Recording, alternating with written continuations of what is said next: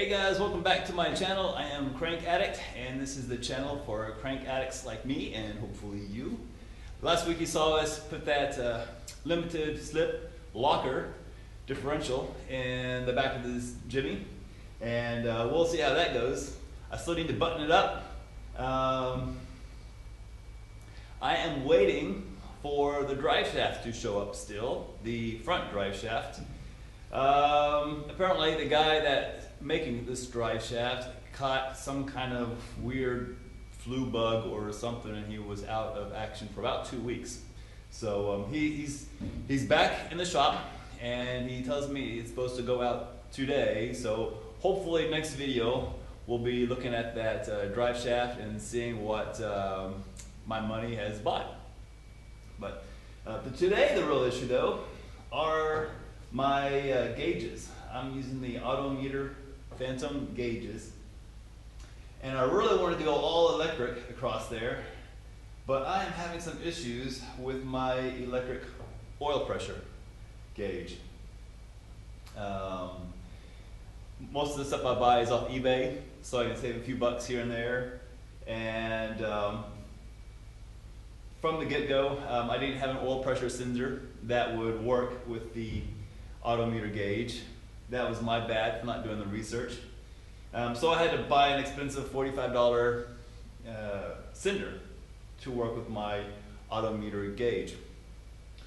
It worked great for about 2 weeks. And now my gauge is out. So it's like, oh gosh, do I buy another gauge? Do I buy a used gauge? Do I buy a new gauge that comes with a new sender? You know what? I'm just gonna put a mechanical in here. Screw it.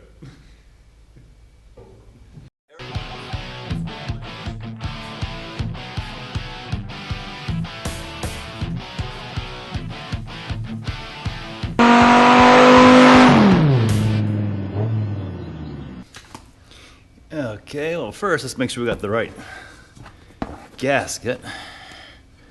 And oh, there we go. Beautiful. That's gonna work. The truck helps to seal the cork. I don't like going gasketless on these things, RTV only. They seem like they always leak. The gasket helps out so much. And I just do a thin layer of silicone just to help it seal, because these parts aren't brand new anymore. Nice. Let's stitch these gloves.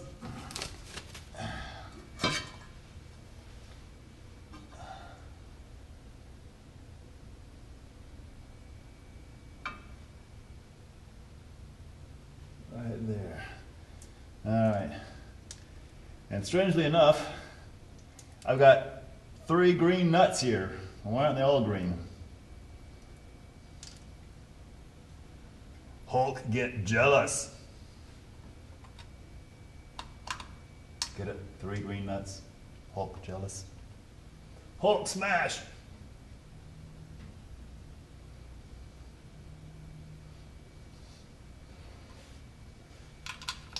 Never mind.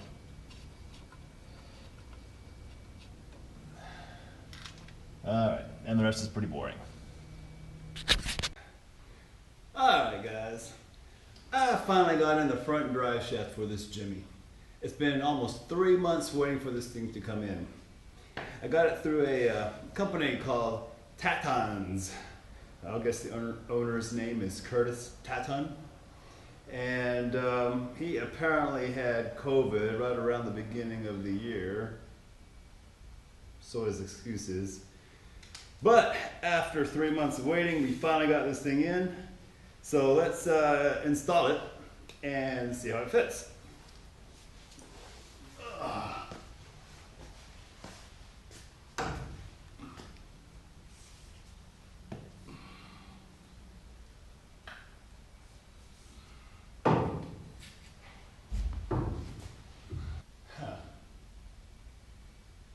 This thing didn't come with any hardware, did it?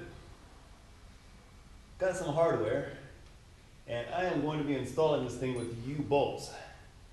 And the trick with U-bolts is not to get them too tight, but you don't want them to come undone.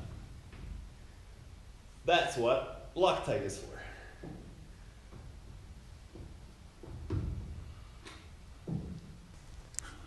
All right, well there it is. That looks really good. It fits well. I've got an extra long spline joint in here for extra articulation. And in the back, I've got my CV joint back there. There you go. All right, well I want to get this 73 Jimmy running around the neighborhood. Get this thing driving right now. Got the new differential in the back, got it filled with fluid, and I'm ready to go. But one of my gauges died. My oil pressure gauge died, and it's not the sending unit. So, you know, I decided just to go mechanical, right? It's just simpler. Plus, I like the extra sweep on the gauge face. So, let me show you how I like to install a mechanical oil pressure gauge.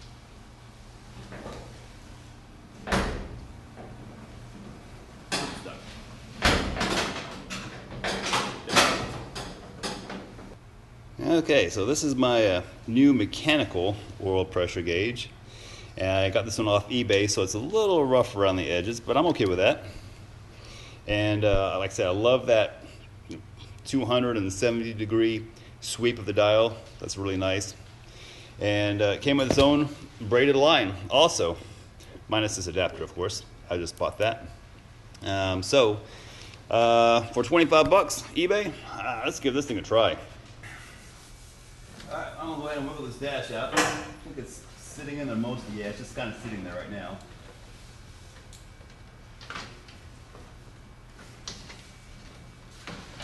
All right, there we go. And you can see how my harness is on the back side here. I wired it up all nice and neat. I had a couple of disconnects back here, a couple of, I think these are Deutsche connectors, and they're all wired in. But I'm going to go ahead and pop out this oil pressure gauge, which is right here. I'll be able to reuse the lamp, that cute little LED lamp in there. And I'm just going to tape off the wires, just in case you ever want to go back to electric, which probably won't happen. I should have done mechanical from the beginning. Okay, old gauge is out. And new gauge going in. But I'm going to use that other plastic retainer instead of this aluminum one.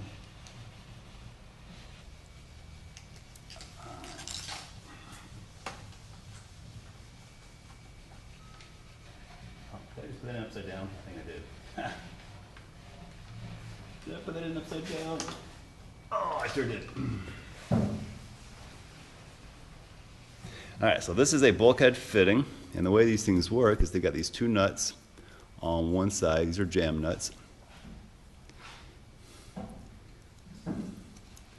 So you can take this thing, thread it through your firewall to whatever hole you need, back it up with these two nuts, and then lock the nuts together so this thing doesn't spin on you. And then you can attach your AN fittings from both sides.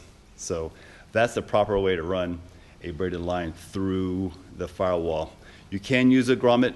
This is the preferred way. Okay, into the engine compartment. Let's see here. I want to install that bulkhead fitting into this existing hole here. I don't want to cut any extra holes in that firewall, but that hole's a little big. So what I'm going to do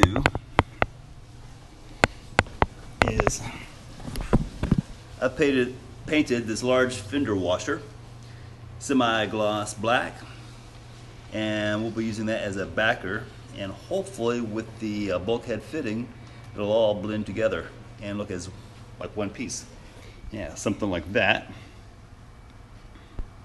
And I'll use another large washer on the back side with the lock nuts. Okay, Well, my ring light just died, but you can still see the fitting there. Kind of, sort of, in the dark.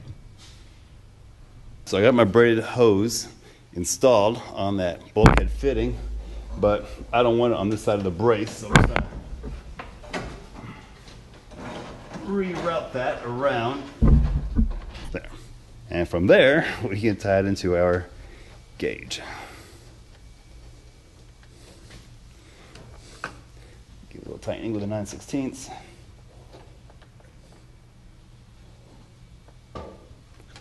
That should do it. And let's get some electrical tape and we'll tape off those connections. So now we have to crawl up into this engine compartment and unhook the old electric cylinder. And, oh jeez. Oh gosh.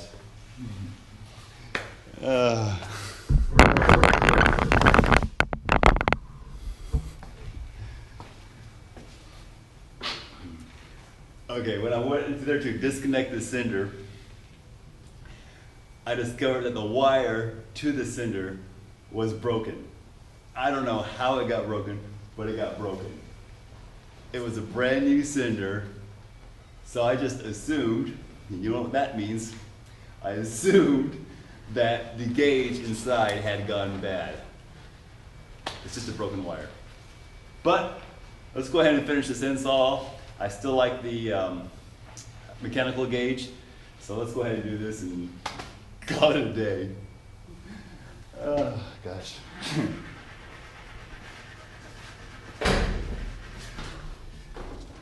And it's a super tight back here. A 9/16 wrench is what you need for this Autometer cinder. But I got it loose now. Removing it by hand. There we go. There it is. These little guys are expensive. I think they're like 50 bucks for one of these little cinders. So yeah, I can always put this back on eBay and make my money back. Or I can save it for a rainy day. All right, so here is my bung sitting out of the firewall with my painted washer. And I will just screw on my -3 fitting here. This has a push lock connector on it. And since oil pressure runs 30 to 60 PSI, that'll work perfect. So now I just need to connect my hose to the sending unit and then cut it in the right spot. I can assemble my hose. Push lock connectors are really cool, okay? They don't look, the hose doesn't look quite as racy as the braided stainless steel stuff, but the braided line is on the inside, so it's just as tough. And these push lock connections are easy to assemble. Just kind of stick it in there, push it down, and it is locked. There's my new hose. How easy is that, huh? Now, as much as I love these push lock fittings, I usually only use them for coolant lines and oil pressure lines. Oil lines are kind of marginal because you always have to worry about them possibly blowing out, and that can cause catastrophic engine damage. So if that worries you, go with a conventional fitting. But a lot of race teams use the push lock hoses all the time, and they do just fine. All right, time for the moment of truth. Let's turn the key. Let's see if our gauges are working.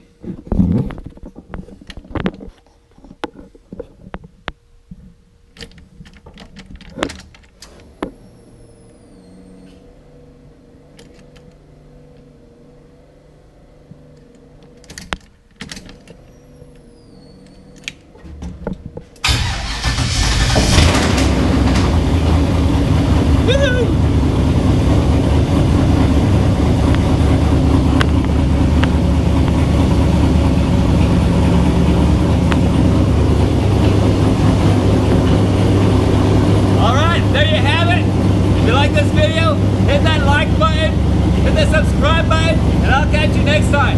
Thanks for watching.